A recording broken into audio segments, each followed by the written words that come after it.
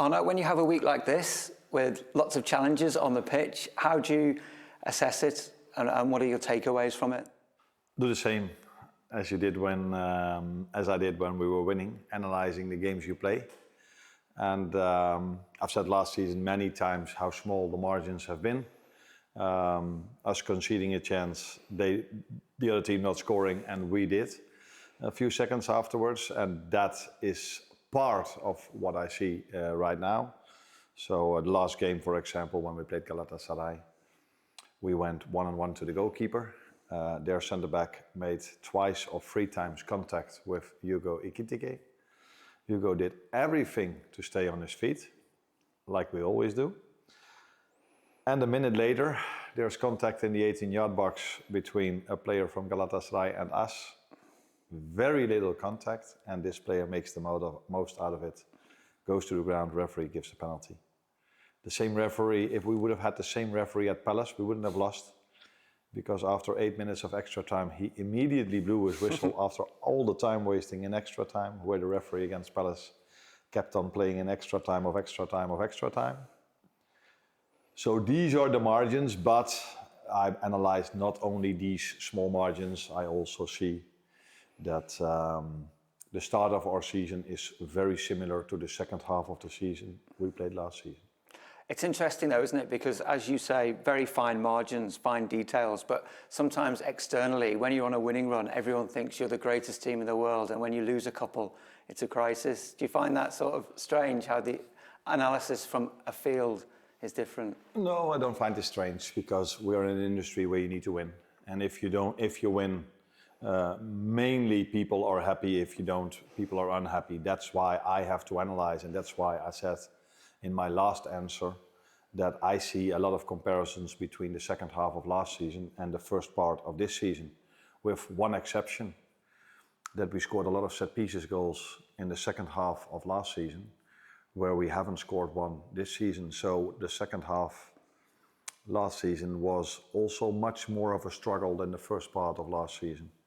And struggle, I mean that teams found their way of playing against us with mainly a low block or a man-to-man all over the pitch, and a style of play when they have the ball that was totally different than the same teams we faced in the first part of the season.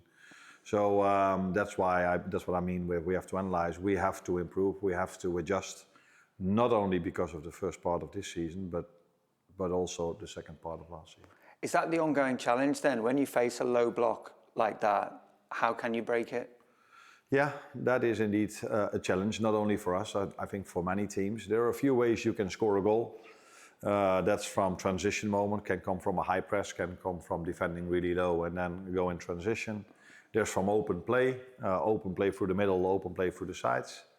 And open play is of course quite difficult if the team you face go to a really low block with a lot of players around their own box. And transition moments is getting harder and harder if you see the team we faced this season, with the exception of Arsenal maybe, have only had a very direct style of play, and with direct means long ball after long ball after long ball. Do the margins then, or not the margins, but the gaps between the teams become smaller? When you look at the Crystal Palace game, I remember you saying it before in your interview, not the fears, but the worries you had for their qualities and what they could do to stifle you, and it sort of came true to some degree. Is it even the teams that haven't got huge resources are finding ways just by being brilliantly coached and brilliantly managed? Disciplined, hard work. Disciplined, Yeah. And that is definitely part of what a manager can bring to a team or a club. But this is what you see in modern football. You also see that in country football, you see teams that have no resources at all. And we're talking about the teams we face. They do have resources, but they can even make it difficult for the Dutch national team or the German national team or the French or the Spanish national team. So that's what the modern game of football brings, and I think especially in the Premier League you see more and more set piece games, and with set piece I don't only mean corner kicks, but every free kick, no matter where on the pitch, is brought into the 18-yard box. Every throw in from the back line to the halfway line has been thrown in front of your goal. So That's why we thought after the second half of last season that we had to bring certain quality in for us to hopefully make it easier to play through a low block, and that hasn't gelled or settled in the way we would like to, which is completely normal after only playing 7 or 8 games in many different formations. And there's also a reason why we played in many different formations, because, for example, Alexander Isak cannot play every single game. Alexander McAllister cannot play every single game. Conor Bradley was out with an injury in pre-season, so I can go on and on and on why we sometimes Dominic Szoboszlai is our 8, sometimes he's your 10, sometimes he's your fullback, and that goes for more players. So it takes a bit of time, but in the meantime, and that's what people maybe tend to forget, because we are in an industry that where it's about winning or losing, we are still, we've only lost 1 game in the Premier League and 1 in the Champions League. Yeah, you wouldn't know it sometimes when you listen to the reaction. You mentioned Isak there. Is he about where you expected him to be? I mean, fans want him to be there quicker, don't they? But is he sort of where you thought? He's definitely getting closer and closer to where we want him to be. But I selected one clip in the game against Palace where he made a fantastic counter movement, but the player that had the ball didn't saw that movement, which is something where you need videos for and where you need to train for and where you have to play a lot of times together to get this feeling for each other. And the more we get used to him, the more he gets used to his teammates, the fitter he becomes, the better he will do. But when he came, I said his pre-season starts now. And I think we're 3 or 4 weeks into pre-season, where a normal pre-season takes 6 weeks for a player to be 100% fit. And he had to do this in circumstances where we play games and hardly train. So I think the best way to judge him is if in the upcoming months and years when he plays for us, instead of the first few weeks when he's with us. And in the meantime, also he already scored a goal for us. And Florian Wirtz is one of the new players who came in with a big price tag and big expectation. Yeah. When you talk about integrating the players and getting used to what you want them to do, was he a classic example of that? Yeah, but I've said a few times now, I think, that I see a lot of comparisons between the second half of last season and the first part of this season. And in the second part of last season, Florian, Alexander, Milos, Jeremy, Hugo, Georgie, I don't think I forget anyone now, I'm not too sure. They were not part of that setup. The biggest difference is that we won our games by set pieces, mainly. I can come up with 4 or 5 moments that we won with set pieces. And this is, if you break it down, quite simple. We've only lost 1 game, but Arsenal and the team we faced this weekend, I think both of them scored more than 50% of their goals from set pieces. We didn't score 1. And this is what we did last season really well. And then if you start to score goals from set pieces, the game gets a bit more easy maybe for you. Actually, we've conceded 4. So that didn't help, but it's a combination. What I can say about Alex, I can say about Florian. But the main thing is that the biggest difference probably is also that the teams we are facing in the second part of this season, of last season, the first part of this season, play against the number 1 of the league. And last season, the team that won the group stage of the Champions League, where when I came, they played against the number 3 of the season before and the number 5 of the season before that. And I think that's what you saw the first half of the season, that teams played in a different style against us than from the moment when we were dominating the league and when we were dominating the Champions League. So going back to that set piece discussion, if you were scoring more goals from set pieces, are you suggesting that the rest of the pitch would open up more easily for you? Yes, of course.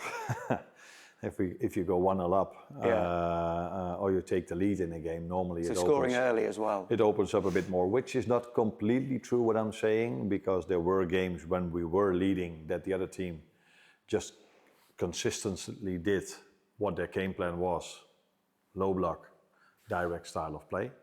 If it was, but yeah, there were also games. Maybe take Burnley for example, where it was for such a long time a 0-0.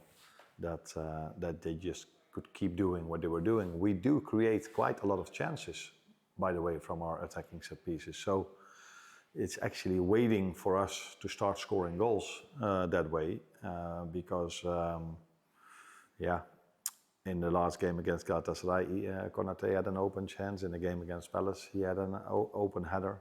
So we are getting closer and closer to scoring those goals.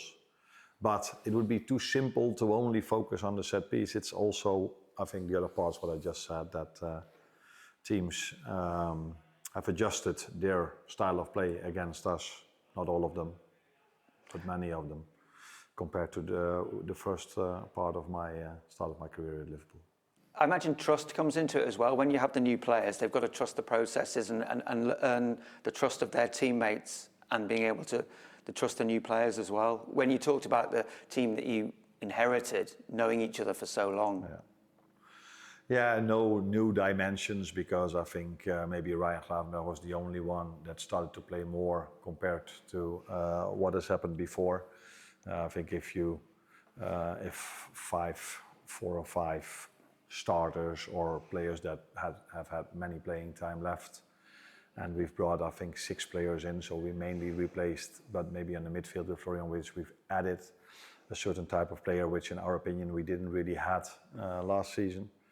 So that also comes with everyone is looking for his position, and things are changing.